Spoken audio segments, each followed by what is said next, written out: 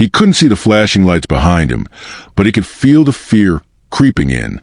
A blind man, walking home with his white cane, suddenly surrounded by officers shouting commands he didn't understand. What happened next didn't just shake a small town. It forced an entire police department to face an uncomfortable truth, one they could never take back. Before we dive in, take a second to subscribe, not just for another story, but for the truth behind the moments the world tries to forget. Every week, we share real stories that'll make you feel, think, and sometimes reconsider what justice really means. If that matters to you, you're in the right place. It was one of those calm evenings where the sun dips low enough to paint the streets gold. The kind of evening most people never think twice about. But for Marcus Bell, it was another test of patience and courage. Marcus was 52 years old, blind since his mid-20s, and he had mastered the rhythm of his small town. Step by step, sound by sound, he knew every crack in the sidewalk, every change in the wind that told him which corner he was near. His white cane tapped softly against the pavement, a sound that meant independence to him. But to some, it drew attention he never asked for. That evening, he was coming from the local library, where he volunteered to read audiobooks for visually impaired veterans. His voice had become a comfort to many of them, steady, calm, familiar. To Marcus, it was a small way of giving back. He'd always believed that being blind didn't mean being helpless. As he crossed Maple Avenue, a police cruiser slowed beside him. The sound of tires crunching against gravel made him pause. He heard a door open, then a voice, sharp, commanding, unfamiliar. "Hey!" "Stop right there." Marcus froze.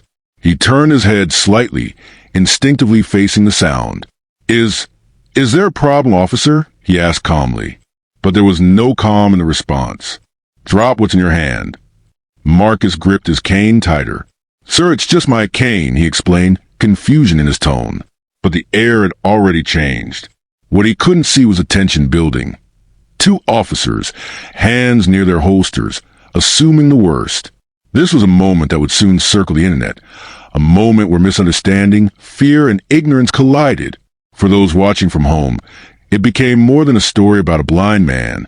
It became a question of training, of awareness, and of how quickly perception can shape judgment.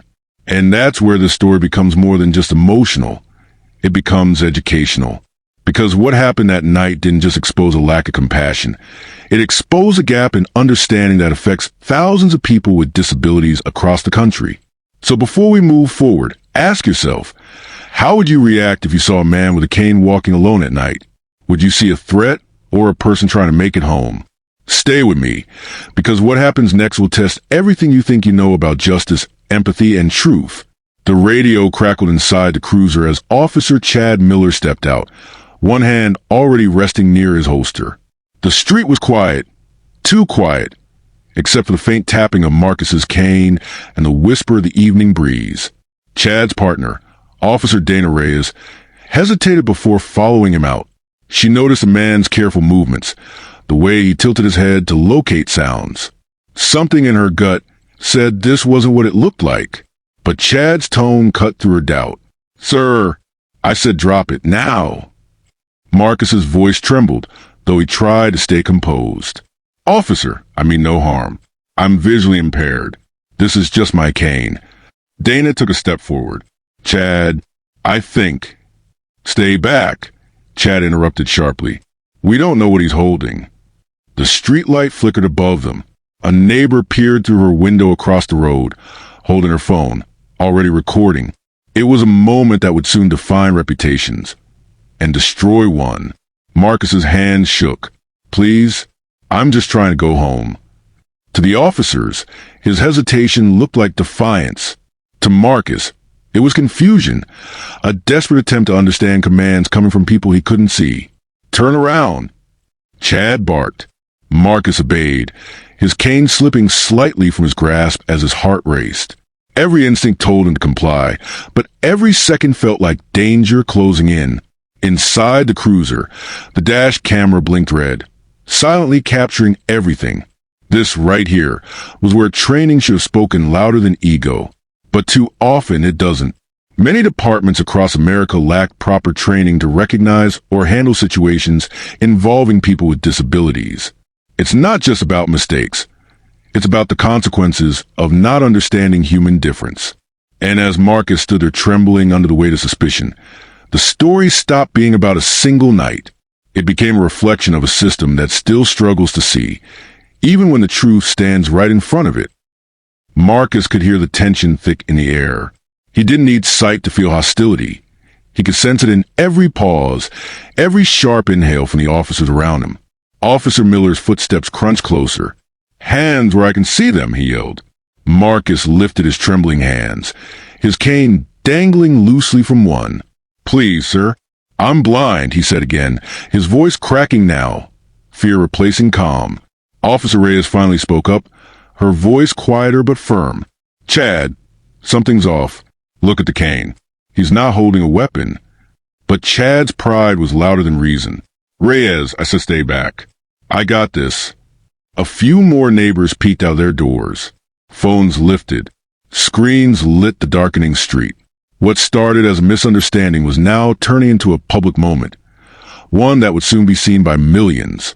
Chad grabbed Marcus's arm roughly. "I said drop it," he barked again.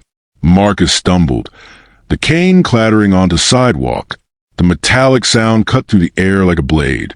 "That's my only way to walk," he pleaded. And then silence. For a moment, everything froze, even the wind. Dana's heart pounded. She saw fear in Marcus's face, confusion in his body language, and something else. The crowd forming behind her. One bystander whispered, "He's blind, can't they see that?" Another murmured, "This isn't right." That single murmur became the start of something bigger. Phones kept recording, each second becoming proof. Proof of how fast judgment can replace understanding. When Chad pushed Marcus against the hood of the cruiser, you could hear the collective gasp from the neighbors. Dana finally moved closer, her voice shaking. "Enough, Chad. Look at him." But sometimes, when people act from pride, they stop listening. And here's the part many viewers will never forget, the educational moment hidden inside tragedy. This scene reflects what thousands of advocacy groups have been saying for years. Many officers are never properly trained to identify or respond to people with disabilities. To them, a cane looks like an unknown object. To Marcus, it was independence, mistaken for a threat. This wasn't just about one officer's mistake. It was about a system that didn't teach him better. As Marcus's quiet plea echoed through the street, "Please, I can't see," every camera caught what came next. The sound came from nowhere, a sharp metallic click. For Marcus, it was just noise. But for everyone watching, it was unmistakable. The sound of handcuffs being drawn. "Officer, please," Marcus begged softly. "I don't understand what I've done." Chad Miller's grip tightened. "You failed to comply," he said coldly, the words echoing with arrogance rather than authority. "Danis stamakchirand." She could see tears welling in Marcus's sightless eyes as his hands trembled in front of him. "He's blind, Chad." "Stop," she said louder now, her voice breaking through the tension. But by then, the crowd had already started shouting. "Hey, he's blind, man. Are you serious right now? Get your hands off him." One voice stood out. Jamal Carter, a 27-year-old bystander standing just a few feet away, phone in hand, live streaming. His tone was steady, but filled with disbelief. "You're arresting a blind man with a cane," he said, narrating every second. This is what people mean when they say something's broken." That video, in that moment, would go on to break the internet. But right now, it was still just a phone screen glowing in the dark. Chad ignored the noise. "Turn around," he shouted again. Marcus, frightened and confused, whispered, "Please, I can't see where to turn." His voice cracked, a mix of fear and heartbreak. Dana stepped forward, blocking Chad's arm before the cuffs could snap. "Stop, Chad. Look around you," she said, pointing toward the crowd. "They're recording everything." For a brief second, Chad hesitated, his jaw clenched, and his eyes darted toward the phones aimed his way. It wasn't compassion that made him pause. It was reputation. Marcus stood still, breathing heavily. The cool night air brushed against his face, but inside, his heart pounded like thunder.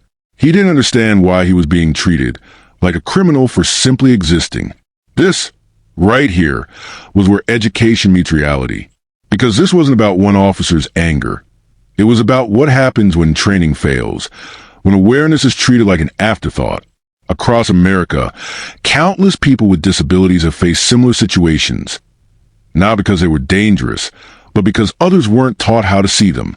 And yet, in this exact moment, a spark was lit, not by police, but by the people.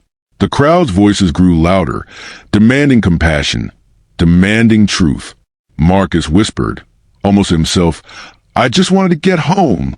And that quiet line would soon become the headline that shook the nation. By sunrise, the quiet street where Marcus Bell had been stopped looked the same, but everything had changed. Overnight, Jamal Carter's live stream had exploded across social media. The clip of a blind man being yelled at, grabbed, and nearly cuffed by police had racked up over 1 million views in less than 8 hours. It wasn't just another viral video, it was evidence. On Facebook, people wrote captions like, "How can you arrest a man who can't even see you?" On Twitter, hashtags trended nationwide. Hashtag justice for Marcus Bell, hashtag blind but not invisible, hashtag training matters. Morning talk shows picked it up before breakfast. News anchors spoke in stunned disbelief as they replayed the video on loop. Each frame showed what the world couldn't ignore. Fear in Marcus's voice, arrogance in Chad's tone, and hesitation in Officer Reyes's eyes. Meanwhile, Marcus sat quietly in his small apartment. He didn't own a smartphone, didn't know about the viral storm brewing outside his walls. He just sat on his couch, hands resting on his knees, trying to make sense of what happened. He'd been released after the incident. No charges, no explanation, just silence. But something inside him had changed. He wasn't angry, not yet. He was hurt. He'd lived his whole life believing that if he stayed calm, respectful, and honest, the world would treat him fairly. That night broke that belief. Across town, Chad Miller was called into the precinct early. His chief's voice was stern. "You're trending for all the wrong reasons, officer," he said flatly. "Internal Affairs is coming in." Dana sat in her car outside the station, staring at her reflection in the rear-view mirror. She'd rewatched the video too, the part where she froze. The guilt weighed heavy on her chest. "I should have stopped him sooner," she whispered. And Jamal, the man behind the camera, woke up to thousands of messages. Some called him a hero, others told him to stay quiet. But he didn't care about fame or fear. He cared about truth. He saw something wrong and refused to look away. That's what made this story educational. Because it wasn't just about what happened that night. It was about how ordinary people can become witnesses to injustice and how awareness can create change. Advocates across the country began using Marcus's story in disability awareness talks and police reform discussions. For the first time in a long while, people were asking not just how this happened, but how to make sure it never happens again. But as the story spread, new questions surfaced. Rumors began swirling online. Claims of the police report didn't match the video. And that's when things took a darker turn. 2 days after the video went viral, the police department finally released a statement. It was short, too short. According to the report, officers had responded to a suspicious individual holding a metallic object resembling a weapon. No mention of blindness. No mention of the cane. And no mention of the terrified man pleading for understanding. Across town, people who'd seen the video read the statement in disbelief. Comments flooded the department's Facebook page. Words like lies, cover-up, and we saw the footage. At home, Marcus sat quietly as a neighbor read the statement aloud to him. His hands trembled. "They're saying I look suspicious," he murmured, voice shaking. How does a blind man with a cane look suspicious? For the first time since the night of the arrest, anger began to surface. Not the kind that lashes out, but the kind born from betrayal. Meanwhile, inside the precinct, tension hung thick. Officer Dana Reyes sat in the break room, replaying that body cam footage in her mind.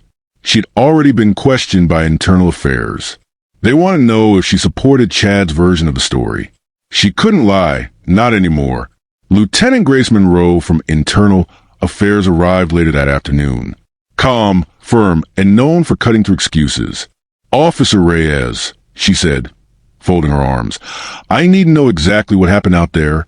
No spin, no loyalty talk, just the truth."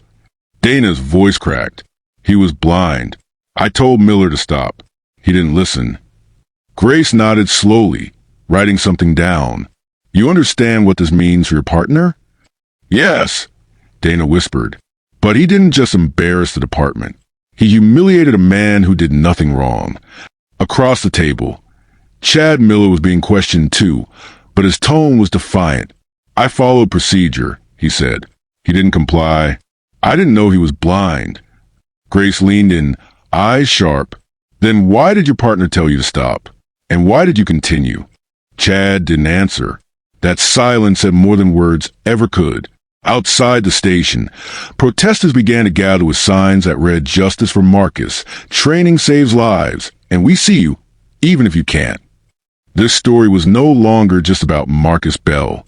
It had become a national conversation about accountability, about what it truly means to serve and protect. And for the older generation watching, those who'd lived through the civil rights movement, those who remember when fairness had to be fought for, it struck a deep chord. They saw history repeating itself in a modern way. But the biggest twist was still coming. Because when Internal Affairs reviewed the dashcam footage, they discovered something no one expected. Something that would flip the entire case upside down. The room was silent, except for the soft hum of the monitor. Lieutenant Grace Monroe sat at the head of the table, her eyes fixed on the dashcam footage. Officer Dana Reyes sat beside her, her hands folded tightly in her lap. Across from them, Chad Miller leaned back in his chair, his confidence starting to fade. "Play again," Grace said quietly. The video began, the cruiser pulling up behind Marcus, the flash of headlights, the sound of Chad's voice shouting commands. But this time, Grace didn't just listen. She analyzed. "Pause there," she ordered. The screen froze at the moment Marcus turned his head toward the sound. His cane was clearly visible under the streetlight, white, folded near his hand. "Right there," Grace said, pointing. "You see it? That's no weapon." Dana nodded, her voice low. "He said it too, over and over. He told us he was blind." Chad shifted uncomfortably. "It was dark. I couldn't tell what it was." Grace didn't blink. The streetlight was on. Your body cam was on. You had every chance to look before you grabbed him. She pressed play again. Marcus's voice echoed through the room, shaky but calm. "Officer, it's just my cane." Then came Chad's response, harsh, impatient, dismissive. When the footage ended, the room stayed still. Grace leaned back. "You realize this video contradicts your report?" Chad tried to defend himself, but his words stumbled. I followed training." "That's the problem," Grace replied. "Your training failed him, and so did you." Meanwhile, outside the station, the protests grew louder. News vans lined the streets. Marcus's name was now being discussed on national television. Retired officers, advocates of blind, and even former prosecutors joined panels discussing one crucial question: how could this happen in 2025? At home, Marcus listened to a radio broadcast about his own story. His lips trembled as he heard strangers defending him, people he'd never met, standing up for his dignity. "I never wanted this kind of attention," he said softly. "I just wanted to be treated like a person." Jamal Carter, the man who recorded the video, finally met with Marcus. He explained what had happened online, how the country had rallied behind him. Marcus smiled faintly. "You gave me my sight back in a different way," he said. "You showed the world what I couldn't see." That line, quiet and profound, captured the heart of millions. It reminded people that sometimes the blind see clearer than those with perfect vision. But as the investigation deepened, Grace discovered one more file, a hidden audio clip from the body cam that had been left out of the official report. And what she heard on that tape would not only end a career, it would change how the department operated forever. Lieutenant Grace Monroe sat alone in her office that night, the glow of her computer screen reflecting in her eyes. She'd replayed the dashcam video a dozen times, but something still didn't add up. There was a gap, a missing 30 seconds of audio. She opened the backup files from the body cam database, the kind that couldn't be deleted manually. There was an unlabeled clip, tucked in a folder that should have been empty. She pressed play. The room filled with sound. "Reyes, it's late. Nobody's gonna care if we check him out." Chad's voice said, casual but cocky. Then a pause. Dana's voice followed softly. "He's got a cane, Chad. He's blind." And then Chad's tone changed, impatient, almost mocking. "Blind or not, he should have listened when I said stop. People fake stuff all the time." Grace froze. Her pen dropped onto the desk. The proof she'd been searching for wasn't just carelessness. It was bias. She leaned back in her chair, whispering to herself, "There is the truth behind the badge." By morning, the clip had been submitted to the chief. Internal Affairs launched a formal misconduct investigation, and within hours, the story took another explosive turn. The audio leaked online. News outlets jumped on it instantly. New recording reveals officer ignored warnings. Blind man's arrest raises questions of bias and training. Across the country, talk shows, podcasts, and classrooms use the story as a lesson in perception, humility, and accountability. Experts in law enforcement training spoke out, explaining how situations like this happen not from malice alone, but from a lack of empathy and understanding. Marcus sat by his window, listening to the coverage through a small radio. He didn't feel triumph, only relief. "Maybe now," he said quietly, "they'll start listening to the ones who can't see." Meanwhile, Chad Miller was suspended pending review. Cameras followed him as he left the station, head down, ignoring reporters shouting his name. The pride he once wore like armor was gone. Inside, Dana Reyes finally exhaled for the first time in days. She knew speaking up would come with consequences, but she also knew she couldn't stay silent anymore. "If I stayed quiet," she told Grace, "then I'd be part of the problem too." And that was the educational moment the world needed. That courage doesn't always wear a badge. Sometimes it wears a conscience. Still, one question lingered. What would justice look like for Marcus Bell? The following Sunday morning, the town was quiet, but not for long. By noon, the front steps of the police station were filled with people. Young, old, black, white, men, women, veterans, teachers. Everyone had come together, not to fight, but to stand. Handmade signs waved in the air. Justice has no eyes. Respect the cane. See us, don't fear us. And in the center of it all stood Marcus Bell, guided by Jamal Carter. He wore his light gray sweater, his dark slacks neatly pressed, and his white cane steady in his hand. He didn't look angry. He looked calm, the kind of calm that comes from a man who's already been through enough storms to know peace is more powerful than rage. The crowd quieted as he reached the podium. A microphone squeaked, and then his voice, soft but clear. "I can't see the faces standing here," Marcus began, "but I can feel something stronger than sight. I feel unity." He paused, letting the words settle in the air. "What happened to me should have never happened to anyone. But today, I'm not here to point fingers. I'm here to open eyes. We talk a lot about justice, but justice begins with understanding." Some in the crowd wiped away tears. Others nodded silently. Behind the scenes, local leaders were already moving. The mayor met privately with advocates for the visually impaired, promising a new policy requiring all officers to receive disability awareness training. Churches and community centers began hosting Walk in My Shoes events, experiences designed to teach sighted people what it feels like to navigate the world without vision. Jamal captured it all with his camera, but this time, the footage wasn't about outrage. It was about change.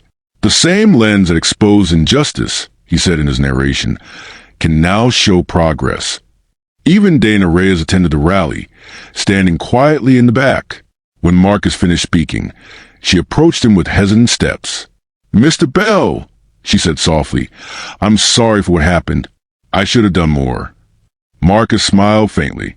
"You did enough," he replied. "You told the truth. That's where change starts." For viewers at home, it wasn't just a touching scene. It was a reminder of what real accountability looks like. Not revenge, not anger, growth.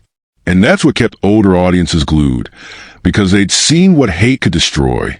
But now, they were seeing what empathy could rebuild. Yet, just as the story began to find peace, a new piece of information surfaced, one that would shock even Marcus himself. 3 weeks had passed since the protest. The noise had quieted. The cameras had gone home, and life in the small town slowly returned to its rhythm. But for Marcus Bell, silence had never felt so heavy. Each morning, he sat by his window with a cup of tea, listening to the world outside. The sounds told him everything he needed: footsteps, laughter, the hum of passing cars. Yet, today, something new arrived. A soft knock at his door. "Mr. Bell?" A mail carrier called. "Certified letter for you." Marcus signed carefully, thanked the carrier, and set the envelope on his lap. He ran his fingers along the paper, tracing the edges. From the department, the return address said. His heart tightened. He opened it slowly. Inside was a single handwritten page. The penmanship was sharp, deliberate. The letter began, "Mr. Bell, this is Officer Dana Reyes. I wanted to write you personally, not as a police officer, but as a person who failed to act when it mattered most." Marcus paused, listening to every word as his neighbor, Mrs. Jenkins, read it aloud. "You didn't deserve what happened. I saw the fear in your face, and I hesitated. That hesitation haunts me every day. You taught me that seeing is more than what eyes can do. It's about recognizing humanity, and I didn't that night. I am truly sorry." Tears formed beneath Marcus's dark sunglasses. "She didn't have to do that," he whispered. "But there was more. I also wanted you to know that I've started working with a local foundation that trains officers to understand visual impairment. Your story is already helping others. Because of you, future officers will be better prepared. You changed me, Mr. Bell, and through me, you'll change others." By the time the letter ended, the room was quiet again. Only the sound of Marcus's slow, steady breathing filled the space.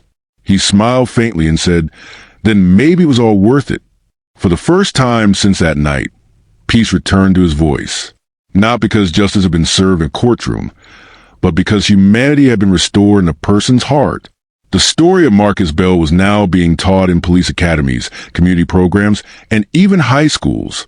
It wasn't a story of tragedy anymore. It had become a story of awareness.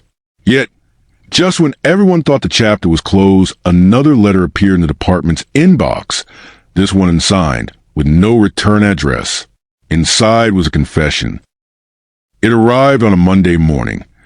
A plain white envelope dropped into the police department's mail slot. No name, no address, just 2 words written on the front in block letters. For Internal Affairs. Lieutenant Grace Monroe opened it herself. Inside was a single sheet of paper. The handwriting was rough, shaky, almost hurried. "I can't live with what I did," it began. "That night with Marcus Bell, I tampered with the report." Grace's eyes narrowed. She read on.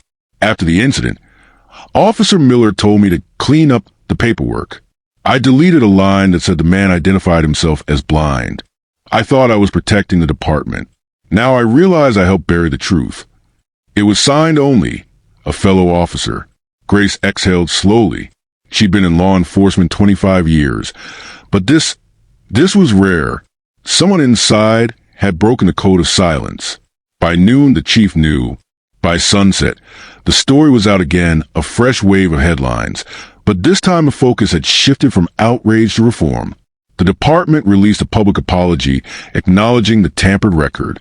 The mayor announced an independent review of all use of force cases involving people with disabilities. That night, Marcus sat quietly as the news anchor's voice filled his living room. A new confession has surfaced in the case of Marcus Bell, the blind man wrongly detained by police last month. He didn't smile. He didn't cry. He just whispered, "Truth always finds its way home." Across town, Officer Reyes heard the same broadcast. She called Grace. "Do we know who wrote it?" Grace shook her head. "No, but whoever it was, they did the right thing." And that became the educational moment that stuck with viewers everywhere. That change doesn't start with perfection. It starts when someone inside a broken system decides to tell the truth. The confession reopened the case officially, And this time, Marcus was invited to the city council meeting to speak about how to rebuild trust between law enforcement and the visually impaired. He accepted, but what he said that night wasn't written on any paper. It came straight from the heart, a message the whole country needed to hear. The city council chamber was packed that evening. Reporters filled the aisles, cameras blinked red, and rows of townspeople leaned forward in silence. At the front stood Marcus Bell, the man whose story had forced an entire department, an entire town, to look in the mirror. He rested one hand on his white cane, the other on the podium. "Good evening," he began, his voice calm but commanding. "I'm not here to accuse anyone. I'm here to remind everyone." You could hear a pin drop. "When you took this badge," he continued, "you promised to protect the people. And when I stepped outside that morning with my cane, I just wanted to live my life like everyone else." He paused, letting his words settle into the still air. "I lost my sight years ago. But that night, I realized something. It's not the eyes that fail us. It's the heart, when we stop seeing each other as human beings." Some officers in the crowd lowered their heads. Officer Dana Reyes wiped her eyes. Marcus went on, "The truth isn't always comfortable, but the truth saves lives. So if my pain can stop another innocent person from being misunderstood, then maybe my blindness had a purpose." Applause broke out, quiet first, then thunderous. The mayor stood, the chief stood, and soon the whole room rose to their feet. The camera zoomed in as Marcus smiled faintly and whispered, "Thank you for finally seeing me." The screen slowly faded to black. But just before the story ended, his voice returned one last time. "Seeing isn't about sight," he said softly. "It's about understanding. Don't wait for tragedy to open your eyes. Open your heart first." The music swelled. Gentle piano, a touch of hope. If this story moved you, take a moment to hit subscribe, not for me, but for the truth. Every week, we share stories that remind us what it means to be human. Stories of compassion, courage, and the quiet heroes among us. Because sometimes one story can change the way we see the world. And if you watch till the end, maybe this one already has. Thank you for watching. And remember, in every headline, behind every moment, there's always more to the story.